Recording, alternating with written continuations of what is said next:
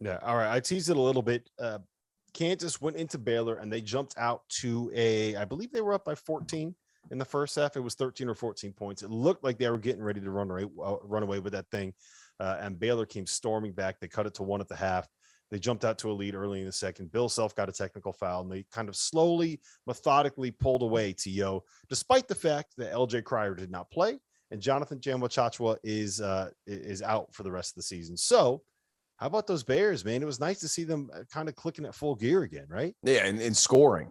I mean, 80 points doesn't come out of nowhere, especially against the Bill Self-coach team. But here's the thing that I thought was interesting. You got full exposure to what it was going to be like with Jeremy Sohan playing at the 5, because McCormick had a nice night, ended up with 13 boards and 10 points, 13 boards. And then you could still use Sohan to pull out the guard. So that's one of the reasons why the offense or pull out the bigs. That's one of the reasons why the offense was functioning at such a high level. And they were able to knock down shots. And in the first half, Kansas was running. That's when they got out to their lead. Whenever they were able to knock down shots, they got back to playing half court defense. And Baylor's so switchable and so big around the perimeter, especially when their guards aren't all healthy, that, man, they can cause some problems. And Sohan at that 5 positions, he's a matchup nightmare. And you're going to give up some things as far as physicality is concerned. But with his length, he can get out there and switch and do some different things defensively. He's a heck of a piece. Mm-hmm. Yeah, Goodman, what's your take on Kansas?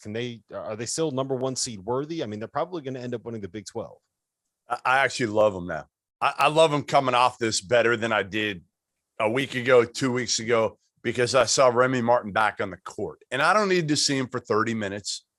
Anything like that, but I want to see him, because the one thing with Harris is he's not an offensive threat at all. So I love having Remy Martin coming off the bench with similar speed. And that's what I was looking for today when Remy Martin was in the game, because the last time we saw him, he could barely move. He was a shell of himself. But I thought he had that burst today offensively. Again, wasn't great, but he played about 10 minutes and he showed that speed. Now, Jalen Wilson was terrible today. I mean, Bill Self, I don't even know the words.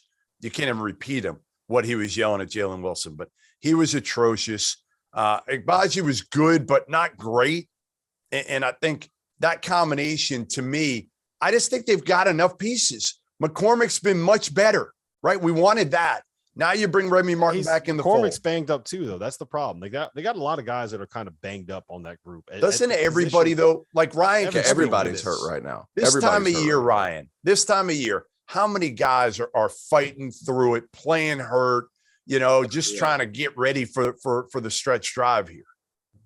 Yeah, I mean, if you're playing 25 minutes a game, even 20 minutes a game since November, and you're rounding out the last week of your conference, you're going to have aches and bruises, sprained ankles, or are you hurt or are you injured, basically, because you're going to have some bumps and bruises on you no matter who you are. So the only thing with Kansas that scares me a little bit is if McCormick ever goes in foul trouble, they're like, if they're in the tournament, if they play Purdue and McCormick gets 2 early ones and he's got to deal with Williams and Edey, it's like, all right, like who we turn into kind of. But I mean, other than that, Kansas is, yeah. So, but no, I mean, I still have nightmares from Braun. I was telling you guys about that earlier. So tell that story.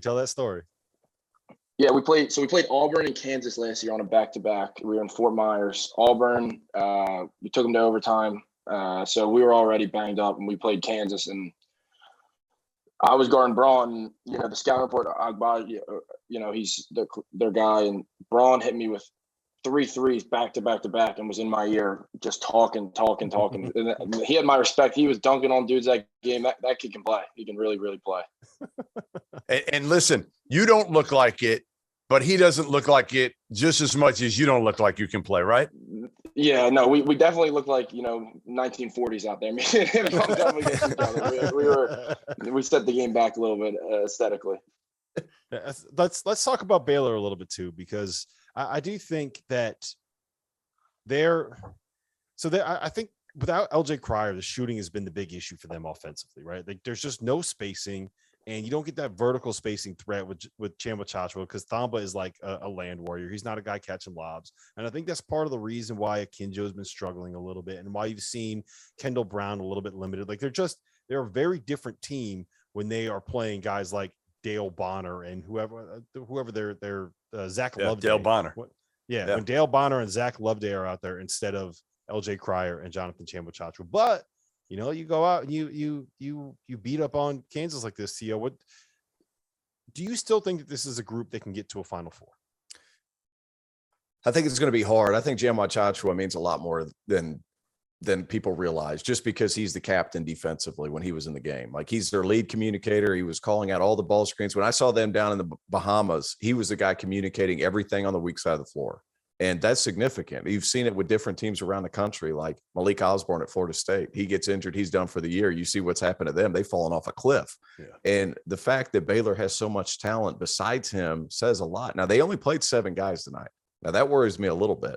You get LJ Cryer back. It's obviously going to help things, but the Sohan thing is just, it remains the most intriguing piece to me, playing him at the 5, because they've been struggling a little bit with spacing and too much dribbling. Bringing him out to the perimeter, playing the 5, gives you some different things that Scott Drew can do offensively. And as that progresses, I'd like to see obviously 1 or 2 more guys get some minutes, because guys, that tournament's a grind all the way through. I mean, that's just the nature of the beast. You probably need a little bit more depth than 6 guys playing significant minutes. So when I was out there, what was it, a week ago? A week ago now? For 2 weeks. Baylor? 2 weeks ago? I don't know what it feels like. We were talking about Cryer. I was talking to Scott Drew about him for a while, and he said, one of the things, the problem with his foot is they got to get the pain down as much as they can before they can bring him back. Well, they brought him back. He played a game, and then he's out again. So that concerns me. I wonder, again, I'm trying not to play doctor here, but I wonder if again, LJ Cryer might not be able to come back the rest of the season, because they felt like, all right, they're going to try to get the pain down as low as they can.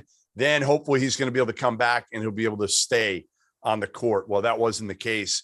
And as Theo said, I think they need all their pieces. I think you need a strong 7-man rotation, right? And they, even without JTT, if they have their 7, I think they're able to do it. But now you're going to 6. They can't go deep in the tournament with 6 dudes and Bonner being your 7th. Yeah, the issue is you just don't get the spacing. And as much as it hurts losing JTT, I do think that they've gone with some of these lineups where Jeremy Sohan is kind of playing at the 5, almost like a 0.5 role. And it opens things up and it gives you a different look. And all of a sudden you have all of this length and athleticism and switchability and stuff all over the floor.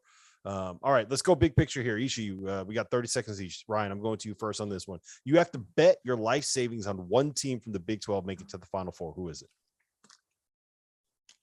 Kansas. I would say Kansas. I think their wings are good. I think they have, 3 or 4 guys who can win a game for them. And I think that in March you need that. T.O.? Yeah. Give me the Red Raiders down there in Lubbock. Ooh.